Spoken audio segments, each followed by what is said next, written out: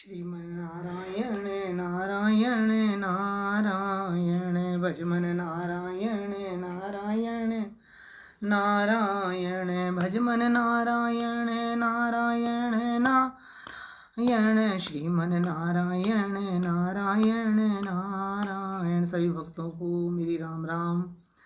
श्री कृष्ण गोविंदाय नमो नमः।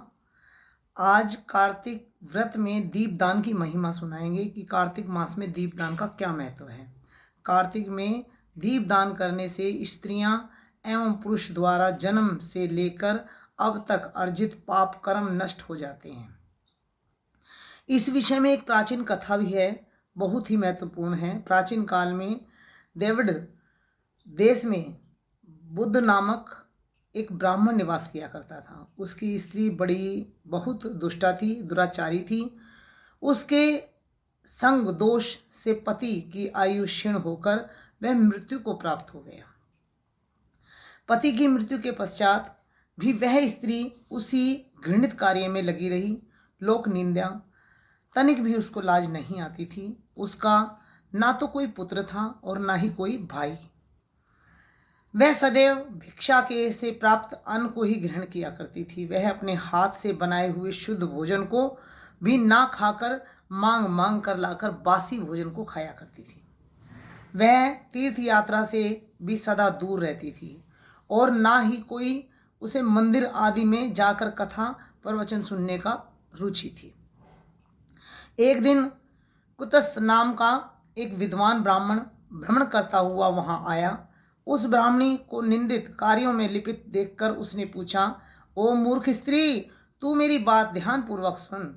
यह शरीर पानी का बुलबुले की भांति है और एक दिन उसे नष्ट होना है। यदि तू इस अनित्य शरीर को नित्य मानती रहेगी तो तेरे मन में बैठे मोह विचार पूर्व त्याग कर दे, नहीं तो श्रेष्ठ देवता भगवान विष्णु का चिंतन कर।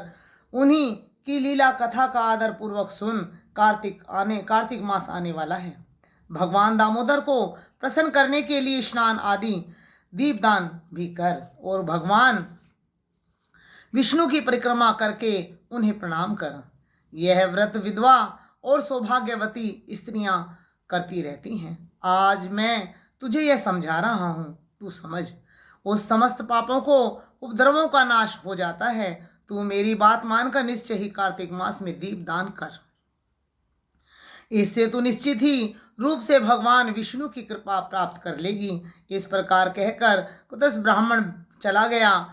अब उस दुराचारी ब्राह्मणी ने भी पश्चाताप करते हुए यह निर्णय लिया कि मैंने पाप ही पाप किए हैं और मैं इन पापों से अपने आप को दूर करने के लिए अगर मुझे उपाय बताया गया है और मैं अब बुढ़ापे की उसमें जा रही हूँ, तो अब मुझे ये चीज़ छोड़ देनी चाहिए। मुझे उसको पश्चाताप हुआ कि पति भी नहीं रहा और मैं भिक्षा मांग मांग कर खाती हूँ। ये कह तो सही रहा है। कार्तिक मास आने पर उसने महाप्रातः सूर्य उदय काल से स्नान और दीपदान करना आरंभ किया। कुछ समय पश्चात आयु समाप्त हो गई, मृत्यु को प्राप्त हुई।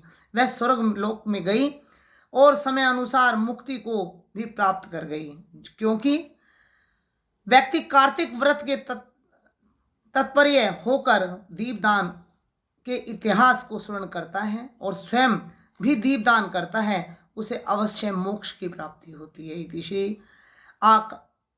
यह कथा इसलिए सुनाई जा रही है कि भगवान के मंदिर में जो भी दीपदान करता है उसके कोटि कोटि जन्म पाप नष्ट हो जाते हैं। बोल दीपदान महाराज की जय। बोल भगवान शंकर की जय। बोल बांके बिहारी लाल की जय।